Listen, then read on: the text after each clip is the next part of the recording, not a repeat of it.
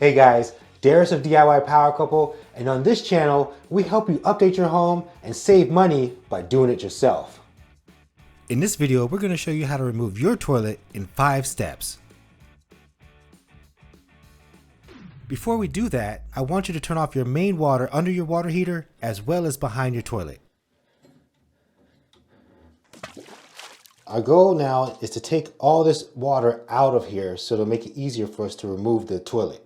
I'm going to use this cup to remove some of this water out of here and put it in there.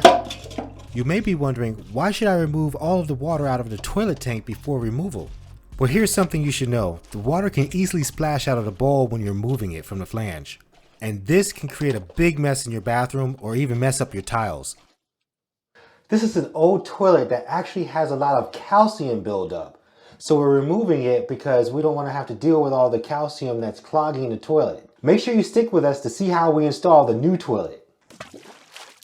Place an old rag or bucket down on the floor to capture any water that might spill from the tank or shutoff valve. I like to use a crescent wrench like this to loosen the nuts. This 8-inch crescent wrench has a slide adjuster and 2 jaws. One moves and one is still. It also has a handle. Adjust the wrench with your thumb, then turn counterclockwise to loosen the nut. Once it's loose, you can use your fingers or a combination of both. You may have to gently shake and pull the hose up and off, then put it into the bucket. This is when you'll see a little more water coming out of the tank. This is called the flange bolt cap. Just squeeze and twist it off. Now you should be able to see the flange bolt and screw. If you still see water coming out of your shutoff valve while it's turned off, then it needs to be replaced. Check out this video to see how we changed our shutoff valve from a continuous to a quarter turn shutoff valve.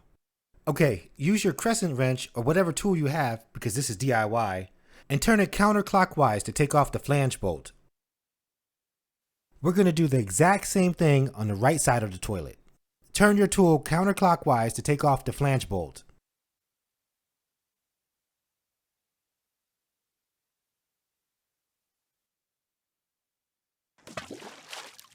If your toilet has been installed for many years, you may have to rock it before you lift it off the flange. This will help loosen it from your flooring. Hey guys, safety first.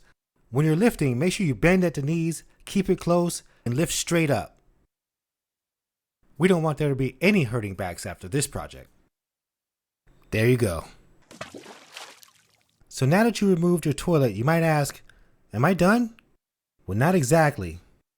Now we need to stop the sewer gas from coming into your home and cover up the hole so that nothing goes down that drain. Thankfully, this is an easy solution. Take an old rag and stick it in the hole so that it's like a plug. This will keep you safe and give you peace of mind. Oh yeah, this is the part you've been waiting for. Now it's time to get this thing out of your house. If you're like me and you can lift this toilet, that's great. But if you can't, there's no shame in your game. Get a family member or one of your friends and have them help you take it out of the house. Because this toilet's on carpet, I did a combination of lifting and pushing. Toilets are kind of heavy, but I was able to push it to the front end of the house where I put it on a knee pad so that I can push it to the garage.